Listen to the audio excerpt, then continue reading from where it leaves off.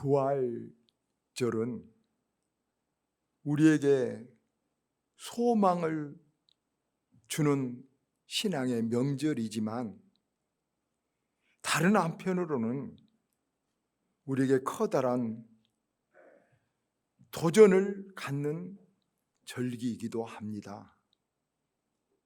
왜냐하면 예수님께서 죽었다가 다시 살아나셨다는 것은 이 세상의 법이나 어떤 원칙으로는 결코 있을 수도 없고 일어날 수도 없는, 이해할 수도 없는 일이기 때문입니다. 그래서 만약에 예수님께서 죽었다 다시 살아나셨다는 부활이 사실이라면, 성경에 쓰인 대로 사실이라면 우리 믿는 사람들 이렇게 살아서는 안 된 큰 변화가 일어나야 됐고 큰 기쁨과 감격에 어쩔 줄 모르고 살아야 될 것입니다. 부활이 사실이라면. 그러나 만약에 부활이 사실이 아닌 거짓이라면 여러분, 우리의 믿음이 오늘 말한 대로 헛것입니다. 우리가 제일 예수 믿는 사람이 세상에 어리석고 불쌍한 사람이 됩니다. 그는 부활이 사실이 아니라면 교회 다닐 필요가 없는 것입니다. 예수 믿을 필요가 없는 것입니다. 그래서 예수님께서 죽었다 살아나셨다는 이 부활은 우리에게 기쁜 날이지만 또한 도전을 준다는 것입니다. 사실대로 믿는다면 변화되어서 기쁘게 살고, 아니라면 우리는 헛짓을 하고 있다는 말밖에는 안 된다고 성경이 말하고 있습니다. 여러분, 그렇습니다. 예수님께서 죽었다가 다시 살아났다는 이 사건은 너무나도 중요한 것입니다. 오늘 우리가 읽은 성경 말씀에도 그 일이 사실이 아니라면 우리가 가장 불쌍한 사람이고 우리가 예수 믿을 필요도 없다고 말하고 있습니다. 여러분, 반대로 우리가 부활이 사실이라면 어떻게 해야 되겠습니까? 정말 죽어도 다시 살고 영원한 생명이 죽음 후에 세상이 분명히 있다고 믿는다면 우리가 어떻겠습니까? 우리는 정말로 행복한 자이고 우리가 변화돼야 될 것 아니겠습니까? 그래서 예수님의 부활이 사실이 아니하는 것은 정말 그냥 대강 관념으로 넘어갈 문제가 아니라 심각하게 내가 그것을 어떻게 믿을 것이냐 말 거냐를 결단해서 믿으면 변화돼야 되고 믿지 않으면 교회 안 다녀야 되는 것입니다. 2000년 기독교 역사에 부활을 믿지 않고 다르게 이성적으로 설명하려는 시도가 많이 있었습니다. 그 첫째가 시체 도적설입니다. 사람들이 예수님이 부활했다는 것은 제자들이 예수님의 시체를 도둑질해 놓고 부활했다고 외쳤다는 것입니다. 무덤이 비었다고 외쳤다는 것입니다. 그런데 마태복음 28장에 보면 유대 지도자들이 로마 병사들에게 돈을 주면서 제자들이 시체를 훔쳐갔다고 해라고 한 기록이 마태복음 28장에 나와 있습니다. 다 도망갔던 제자들이 로마 군대가 지키고 있는데 와서 로마 군대들 창검과 싸우고 예수님 시체를 훔쳐서 끌고 내려가셨을까요? 이성적으로 생각해 보려는 가설일 뿐입니다. 또 두 번째, 사람들은 예수님이 기절했다, 죽지 않았다라고 말합니다. 기절해서 다시 살아난 것이, 회생한 거지, 죽어 사람이 다시 살아날 수는 없다. 느레상스 과학만능주의, 이성만능주의 때부터 나오는 이설이었습니다. 그러나 마가복음 15장에 보면 로마의 백부장이 예수님의 죽은 신체를 보고 공식적으로 죽었다 선언을 했습니다. 십자가를 지고 가실 때도 14번째 쓰러져서 일어나지 못한 분이 십자가에 매달려서 여러분 피와 물을 다 쏟은 그 분이 병사가 지키고 있는 곳에서 기절했다 다시 일어나 여러분 12여리가 떨어진 예루살렘까지 다시 걸어 내려갈 수가 있겠습니까? 말도 안 되는 이성으로 합리화해 보려는 이설이었던 것입니다. 또 환상설이 있습니다. 제자들이 너무나도 예수님 죽은 것이 안타까워서 다 환상을 보았다는 것입니다. 말도 안 되죠. 고린도서 15장 6절에 보면 500명이 일시에 봤는데 일시에 500명이 환상을 볼 리는 이성적으로도 잘못된 것입니다. 부활은 역사적인 팩트, 사실입니다. 그러면 오늘 제가 이제 이 부활절에 우리가 우리 믿음을 좀 더 견고하게 해서 그 부활이 사실이라는 것 몇 가지를 여러분에게 말씀을 드리겠습니다. 첫째는 예수님 스스로가 증거자가 됩니다. 무슨 말이냐? 예수님 살아계실 때 제자들이 이해 못한 말을 했어요. 내가 죽었다가 다시 살아나리라.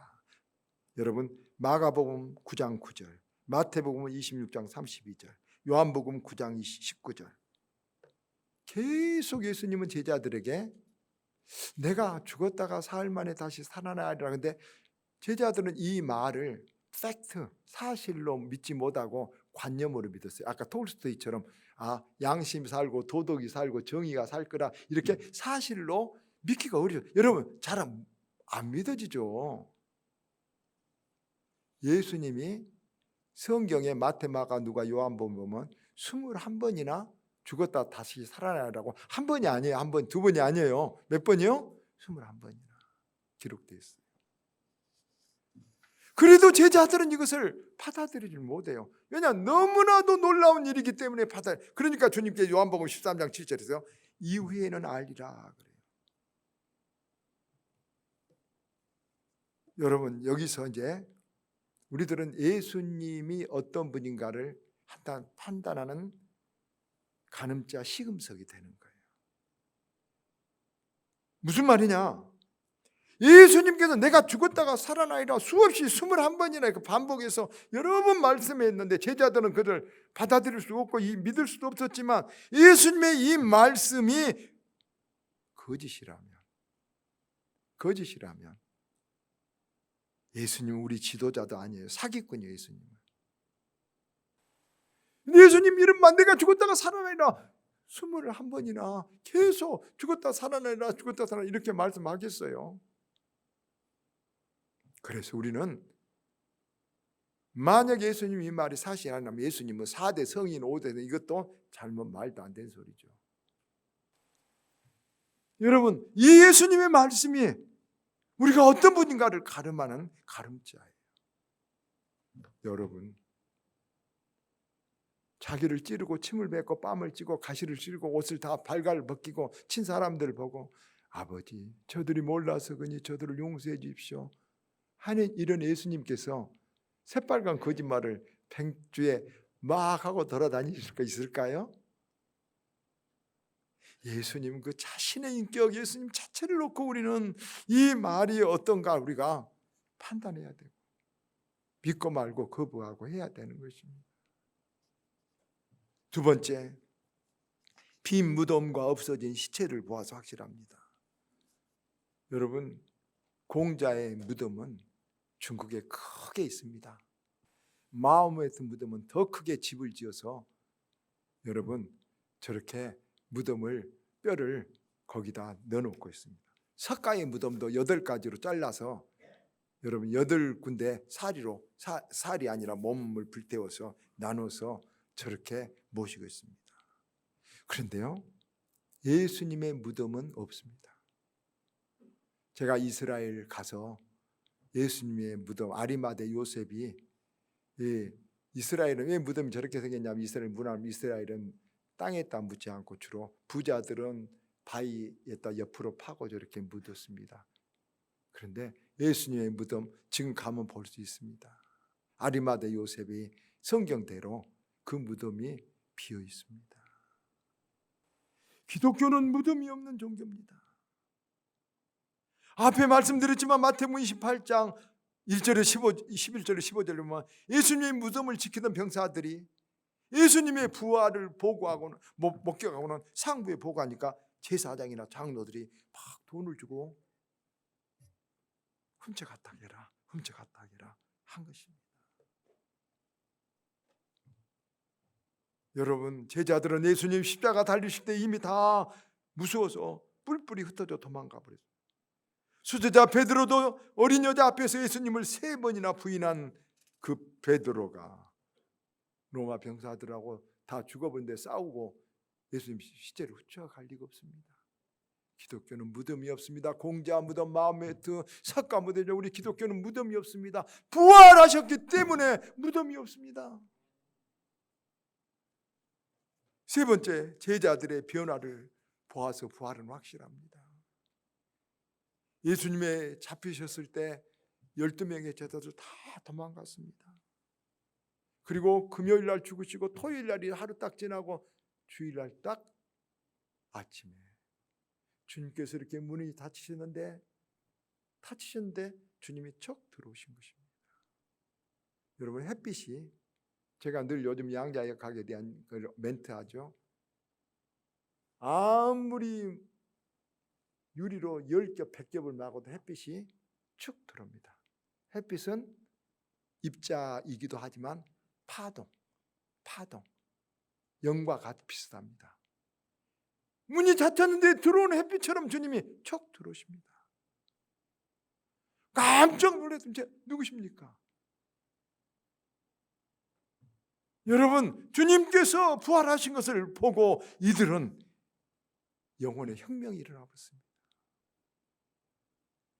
여러분, 하루 만에 이 제자들이, 그 무서워 떨던 제자들이 변화가 됐는데 180도로 변화가 돼가지고 그 겁쟁이들이 막 예수 믿으면 칼로 죽인다고 하고, 여러분 불가마 속에 굶주린 사자 굴 속에 집어 던져도 가만히 있지 못하고 예수 부활하셨네, 죽어도 다시 사네 막 하면서 온 세상에 복음의 불을 지르고 돌아다닌 것입니다. 처음에는 믿을 수 없다기지만 성령 임한 사람들은 이 말씀을 믿게 되었습니다. 여러분, 어떻게 제자들이 단 3일 만에 이렇게 변화되겠습니까? 조금도 두려워하지 않고 예수 다시 살아나셨네, 예수 다시 살아났는데 목숨을 걸고 외치고 다닌 것입니다. 이 겁쟁이들이 혹시 법정에서 돈 받고 위증한 사람 있습니다. 거짓말. 여러분, 그럴 수는 있어도 돈을 받고 목숨을 내놓은 사람이 있을까요? 자기뿐만 아니라 자기 가족까지 목숨을 다 내놓고 돈 받고 거짓말한 사람이 있을까요? 없죠. 혹시 그러면 의리로 할까요? 누가 의리로 했다고 의리를 지키기 위해서 거짓으로 목숨과 가족과 자식을 다 버린 사람이 있을까요? 없습니다. 예수님의 제자들 12명이 십자가 달릴 때 다 도망갔는데, 여러분, 그 도망간 12명의 제자가 다 순교해버렸다는 사실 아십니까? 여러분, 베드로는 노마에 가서 복음 전하다 거꾸로 못 박혀, 우리 주님 못 박혀 이렇게 죽었는데 나는 황송하니까 나를 거꾸로 매달라 해서 팔이 위로 가고 머리가 밑으로 가서 거꾸로 못 박혀 순교하고 있습니다. 안드레는 아데사에서 X자, 지금 X자의 십자가에 매달려 죽었습니다. 야고보는 목을 큰 칼로 잘라서 죽였습니다. 도마는 인도에 가서 인도에 그 도마 교회가 있습니다.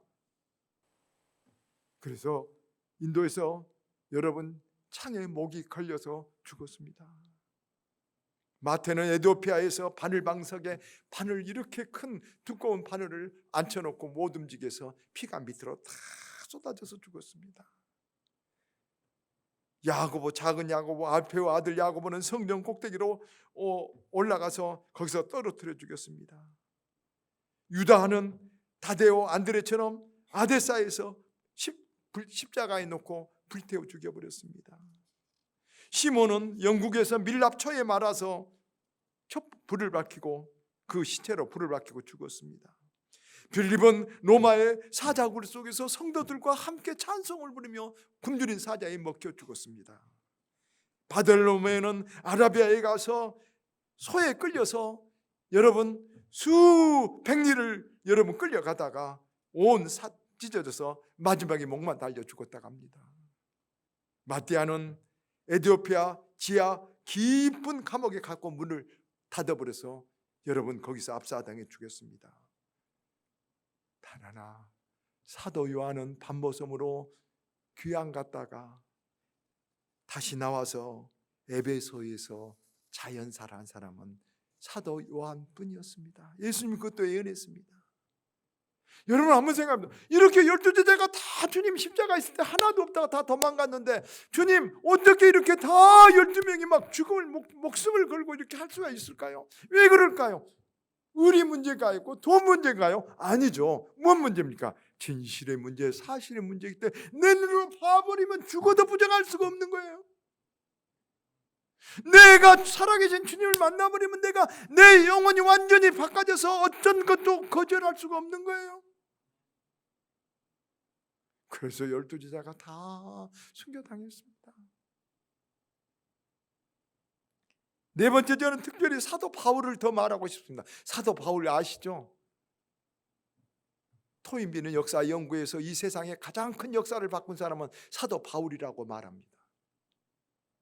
사도 바울은 원래 바리새인 양반 계급에서 가마리엘 문화에서 최고의 학부를 가지고 다소에서 대학을 나온 최고의 지성인이었습니다.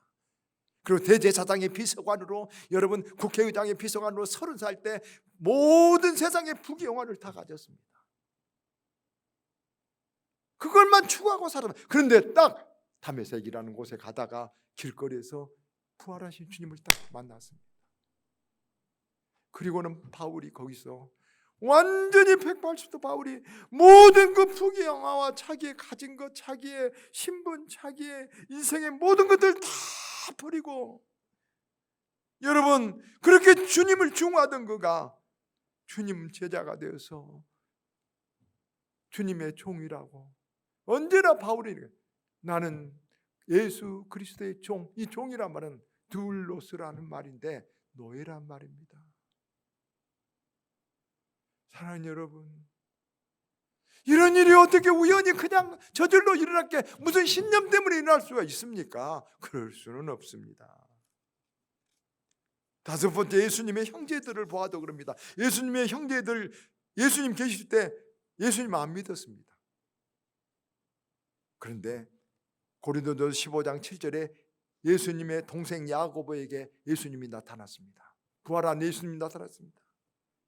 그때 부활하신 예수님을, 형님을 보고 야고보는 그때야 예수님을 믿었는데 예수님을 형님이라고 하지 않고 주님, 주님이라고 평생 후회하면서 형님을 알아보지 못한 것을 무릎을 꿇고 평생 기도하며 살았다 해서 낙타 무릎이라고 말합니다. 더더구나 수백 명이, 여러분 고린도전서 15장 6절에 보면 일시에 500의 형제들에게도 나타났습니다. 여러분 우리가 외국 여행 많이 한데 로마의 카타콤베, 그런 걸 한번 가봐야 됩니다.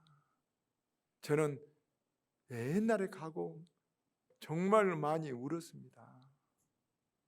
예수님 부활을 본 사람들이 로마가 핍박을 하니까 전부 다 여러분 저 공동묘지 산속에 들어가서 땅굴을 파고 사는데 거기서 평생을 나가라기도 안 나가고 거기서 주님 신앙의 절개를 지키면서 살다 죽었습니다.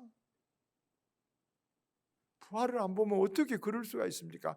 잠깐 우리 결심은 의리를 지키기 위해서 무슨 감동을 할 수 있지만 평생을 그 본 사실 때문에, 부활의 소망 때문에 이 세상을 상대하면서 믿음으로 살 수 있었던 것입니다. 마지막으로 저는 성경의 무호성을 역설하고 싶습니다.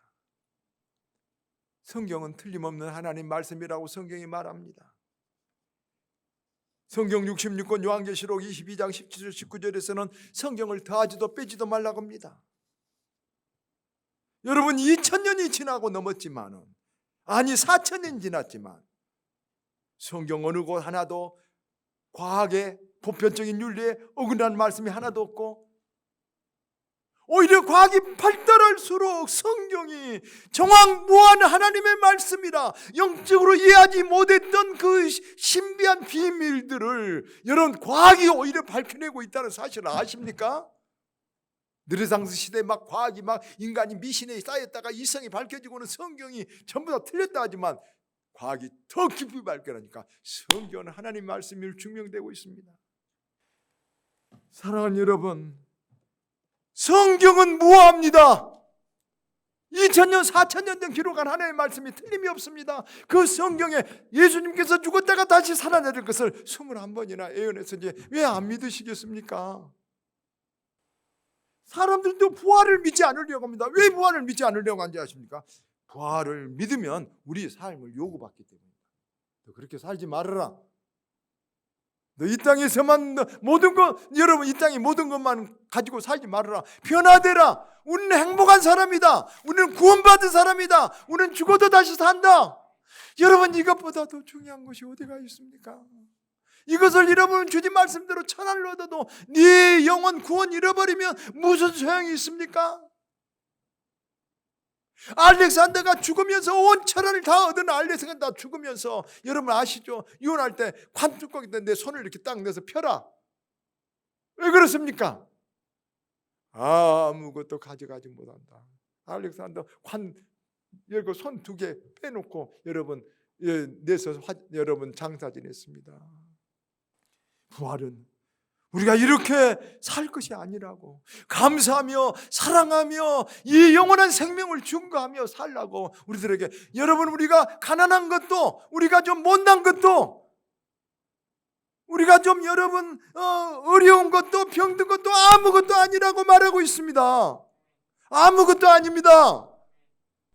초대교회 성도들은 아무것도 두렵지 않고 사자굴 속에 들어가면서도 찬송을 부르고, 가난한 것도 병든 것도 늙는 것도 원수도 두렵지도 걱정하지도 않고 영원한 생명을 얻은 그것을 지복으로 알고 감격하게 사랑하며 살았습니다.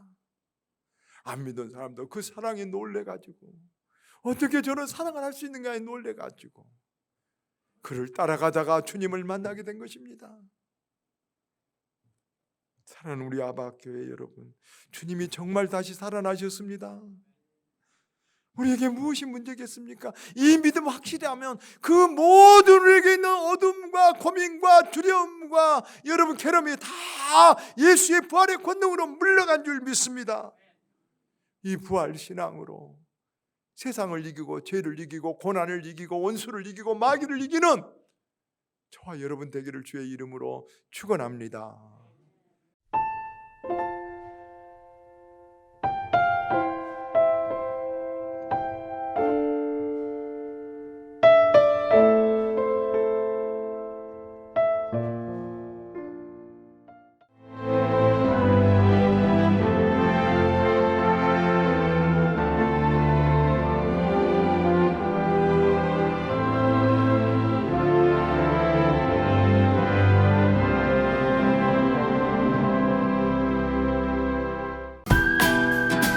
올해 4월엔 놓치지 마세요. 이 기회를 놓치면 다시 또 1년을 기다려야 하니까요. 섬 튤립 축제. 끝없이 펼쳐진 백사장, 수평선 위 섬들과 백만송이 튤립들의 합작품. 4월 놓칠 수 없는 모두의 축제. 천사섬 신안 섬 튤립 축제. 섬의 전신, 마음도 상쾌하다. 보라색 여행. 마음이 설레는 노란색 여행. 또 다른 나를 발견하는 주홍색 여행. 신안군.